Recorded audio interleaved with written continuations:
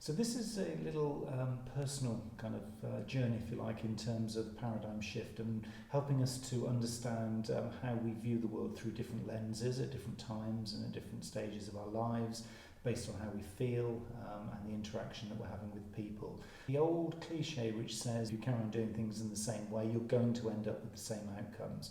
You know, there are many phrases and many sayings based around that subject. And it's so true. Because of the way that we are constructed as human beings, and we have, as you know, conscious thinking, conscious thoughts, we have subconscious ideas that we'll be presenting them to ourselves, even sort of without our knowledge, and then there is unconscious thinking as well, which we're not going to cover at this stage. There's a lot of stuff that's kind of going on and going around us, and it affects literally every time we start to think about something, every time we start to create a decision, time we start to behave in a certain way. What we're finding is that we are basing it around the paradigms that have helped shape us to get us to where we are right here today. Now, an interesting little anecdote here is that if you think back, if we were living, say, 1,000 years ago, our paradigms would be very different because of the physical world and the collective consciousness of what you have at that time. So 1,000 years ago, clearly we didn't have electricity being used like it is now. We weren't able to travel the planet like we can now. We certainly didn't have communications like the internet and social media. So all of those things didn't exist. There wasn't a language for them. There wasn't an opinion about them because they didn't exist. So at the moment, we can only exist in the paradigms and the feelings and the thoughts and the knowledge of things that have already happened. We can't exist in a future version of ourselves unless we become very self-conscious, very self-aware. And so this is something we're going to be exploring as we go through this. The reason that this is really important is because a lot of this is around the subject of perception, okay? So perception is your view of your world. So no matter how in tune you feel you are with somebody else, they have their perception of their world and you have your perception of your world, and you cannot mirror that. So a lot of work has been done on perception with identical twins. Who are very interesting in terms of the way that they interact, the way they behave, the way they look, obviously very similar. Genetically they are very programmed very similarly.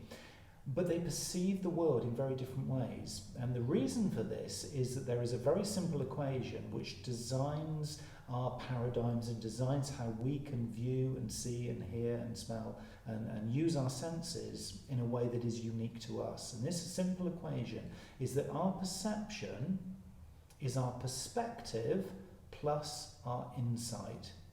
Okay, so that is our paradigm. This is what creates our paradigms. So our perception is our perspective plus our insight. So our perception, in other words, what we feel we're experiencing, is based on the perspective, in other words, actually where we are sitting in the world at that time, our position on the planet, who we are, what we're coming with, plus insight. And that insight comes from all of our previous experiences. It comes from our archetypes. It comes from probably our position on our Maslow hierarchy of needs. All of the things that we've covered to this point in the program go into elements of our insight. So those are the things that we kind of bring to the equation. So if you add all of those insights to our perspective, in other words, the position in which we are right here, right now, that gives our perception. So of course, your insights, the experiences, your programming, your biological innate DNA that we've been talking about, that is your starting point. All of the experiences, your life journey to this point, which again is another thing that's unique to you, that is part of your insight. And if you position that with actually where you're sitting, you can see that that combination of things could only result in a unique perspective, and that unique perspective is yours. So it's really quite interesting when people start to become quite judgmental over others. You could then start to think, what gives them the right to judge? Because they have a very different perspective to you. Because obviously their perception of how they're perceiving things is based on their own journey. So what gives any of us the right to judge other people? And yet we do. So these become quite emotive things. They become really important in the way that we interact with others and the way that we use these paradigms, or these lenses, if you like, of the world to shape our decisions, to shape our behaviours, to shape very much how we're feeling and interacting.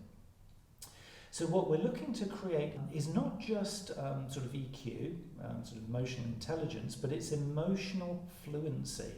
Because this is something that isn't just a snapshot in time. So our perceptions are constantly evolving and changing based on how we think we're feeling, based on where we are in our perspective, and based on new learning. So we're learning stuff and getting new insights every day. So what we're looking for here is what we would term emotional fluency. So it's using your emotional intelligence and this deeper sort of self-understanding of kind of where you are on your journey, and flowing with it so that you're consciously aware all the time that this thing is moving and evolving. We do that obviously by sticking in the present time, and as we know, if you move out of present time, you start to cloud your judgment, you start to cloud your thinking because you start storytelling and catastrophizing or projecting forward. So to become emotionally fluent and get this really correct and appropriate perception, we need to stay as close to present time as we possibly can. So how do we do that?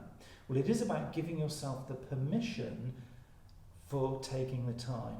It's about giving yourself the permission to give yourself space to allow yourself to perceive appropriately and correctly and accurately, so that you're taking the right perspective, you're sitting in the right position to view this scenario. You're using the right kinds of insights, and you can't just kind of rush into decisions. You need to be taking conscious decisions based on the right kinds of insights and bringing those into play with your perspective where you are now to give you that correct perception.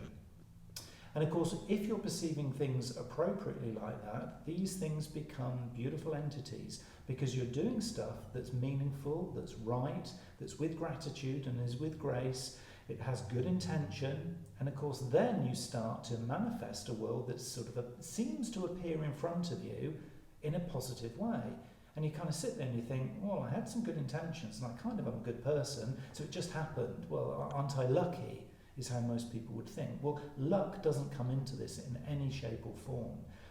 Taking the correct approach, using that equation of perception equals perspective plus insight, can help you to shift the paradigms that you then take into your future. So what you're doing is you're building your future today.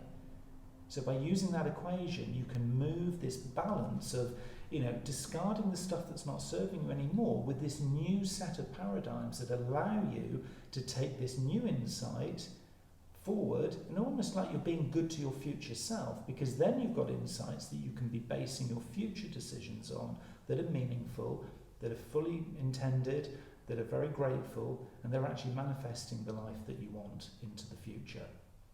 So you can start today. It is very much about taking this stuff personally. It's about certainly rejecting other people who will be judging you at this point, and it's about really understanding that that equation allows you to shape the life that you are seeking. And it's not just about putting the ideas out there and saying, hey, I've got good intention, I'm going to use the law of attraction, here it comes, just sit back and bask in this amazing journey that's coming. This is about making conscious effort and putting yourself in the right place. That's what we're after here. So stay grateful, stay with good intention, stay present, and remember that equation, that your perception of everything is based on the equation of perspective plus insight.